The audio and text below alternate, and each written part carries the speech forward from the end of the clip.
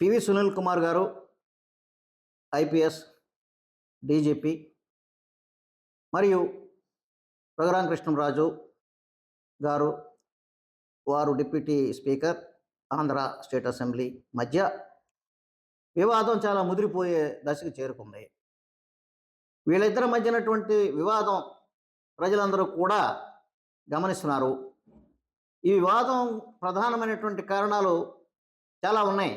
ఎందుకంటే రాజకీయ కారణాలు ఉన్నాయి, మరియు సాంఘిక కారణాలు ఉన్నాయి, మరియు అడ్మినిస్ట్రేటివ్ రీజన్స్ కూడా ఉన్నాయి. కాబట్టి వీటన్నిటి కారణాల దృష్ట్యా ఇప్పుడు ఇది ఒక విమర్శనాత్మకమైనటువంటి సబ్జెక్టుగా ప్రజల మధ్యలో నలుగుతుంది. ఇప్పుడు వీళ్ళిద్దరి యొక్క ఆర్గ్యుమెంట్స్ మనం చూసుకున్నట్లయితే కొన్ని తప్పులు ఇరుపక్షాల నుంచి కూడా జరిగినట్టుగా కనపడుతున్నాయి. ఎందుకంటే ఒకరికొకరు నిందించుకోవటంలో అసలు నిజాలు బయటకు వస్తున్నాయి. ఎందుకంటే ఇది ఒక రకమైనటువంటి వ్యక్తిగత కక్షతో కూడినటువంటి ఆరోపణలాగా కనపడుతున్నాయి. ఇవి వాళ్ళ యొక్క హోదాలని భగ్నం చేసేటట్లుగా, వాళ్ళ యొక్క గౌరవాన్ని భంగం కలిగేటట్లుగా, మరి యొక్క సమాజానికి మరి ఈ రకమైనటువంటి వివాదాల వల్ల సమాజంలో ఒక రకమైనటువంటి వ్యతిరేక భావాన్ని తీసుకొచ్చే విధంగా మనకి కనబడుతుంది. ఎందుకంటే పివి సునీల్ గారు ఐపీఎస్ 34 సంవత్సరాలు మరి సర్వీస్ చేశారు. మరి చాలా మంచి ఆఫీసర్గా అనేక సార్లు మరి మెడల్స్ కూడా అందుకున్నారు. కేంద్ర ప్రభుత్వ మెడల్ కూడా అందుకున్నారు. ఈ 34 సంవత్సరాల్లో ఆయన మీద పెద్ద వ్యక్తిగతమైనటువంటి ఆరోపణలు కానీ, డిపార్ట్మెంటల్ పరమైనటువంటి ఆరోపణలు కానీ ఏ రకంగానూ లేవు. అయితే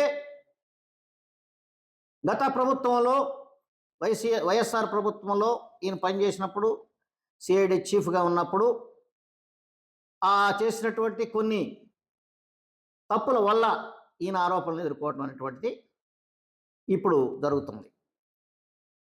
అయితే RRR అనేటువంటి ఆయన యాక్చువల్గా వ్యాపారవేత్త.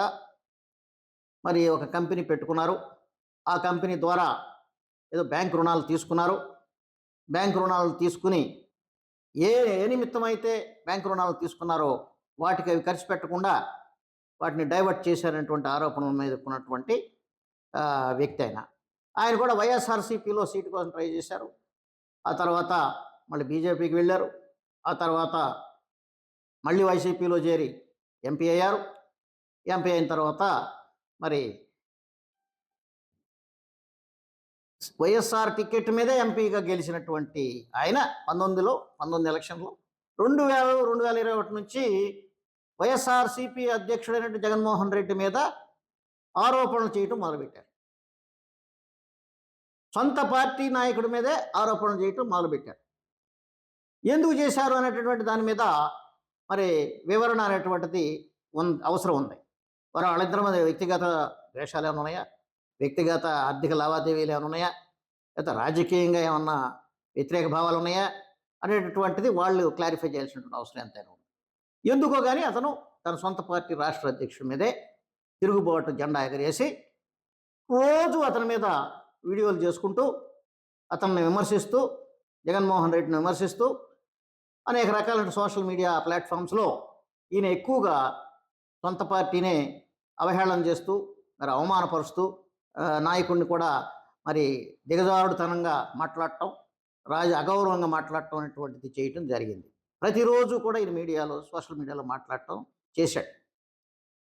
దాని పర్యవసానంగా ప్రభుత్వం ఏం చేసిందంటే, అప్పుడు ప్రభుత్వంలో ఉన్న వైఎస్ఆర్ ప్రభుత్వం సునీల్ కుమార్ గారిని సిఐడి చీఫ్ చేసినప్పుడు ఈయన సంగతి ఏంటో చూడమని చెప్పడం జరిగింది.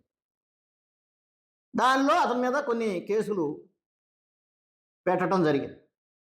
సునీల్ కుమార్ గారి ఆధ్వర్యంలో ఈయన మీద ఐపీసీ 330, 331 మరి ఇంకా 120B ఇట్లాంటి కేసులన్నీ పెట్టడం జరిగింది. ఇవన్నీ ఏంటంటే దేనికి సంబంధించినటువంటి అంటే ఇవి యాక్చువల్గా అగౌరవపరుస్తున్నారని, తనకున్నటువంటి గౌరవానికి భంగం చేస్తున్నారని చెప్పి ఇవన్నీ కూడా అతని మీద కేసులు పెట్టడం జరిగింది. పెట్టి అరెస్ట్ చేశారు. అరెస్ట్ చేసినప్పుడు ఆ అరెస్ట్‌లో భాగంగా అతన్ని మరి జైల్లో పెట్టినప్పుడు అతనికి కస్టోడియల్ టార్చర్ చేశారనేటువంటిది ప్రధానమైన ఆరోపణ. ఆ జైల్లో ఉండగా అతను సరిగా ట్రీట్మెంట్ చేయలేదు. పోలీసులు తమ చట్టాన్ని తమ చేతుల్లోకి తీసుకొని వాళ్ళు అతన్ని చాలా హింసించారని, బాధించారని, మరి అనేక విధాలుగా టార్చర్ చేశారని చెప్పటం జరిగింది. చెప్పటమే కాదు అతను పోలీస్ కంప్లెయింట్ కూడా ఫైల్ చేయటం జరిగింది. పోలీస్ కంప్లెయింట్ ఫైల్ చేసిన దాని మీద ఆళ్ళు ఆహ్, వాళ్ళు ఏం చేశారంటే ఆహ్, విచారణ చేయటానికి మొదలుపెట్టింది ప్రభుత్వం. ఈలోపు ప్రభుత్వం మారింది. వైఎస్ఆర్ ప్రభుత్వం ఉన్నంత కాలం ఇతని మీద ఏ రకమైనటువంటి చర్యలు తీసుకోలేదు. కానీ ప్రభుత్వం మారి టీడీపీ కూటమి ప్రభుత్వం వచ్చిన తర్వాత ఇతను ఎమ్మెల్యేగా గెలిచాడు. ఉండి నియోజకవర్గంలో తెలుగుదేశం పార్టీ టికెట్ మీద. మళ్ళీ అందులో భాగంగానే ఇతను డిప్యూటీ స్పీకర్‌గా కూడా నియమించబడ్డాడు రాజుగారు.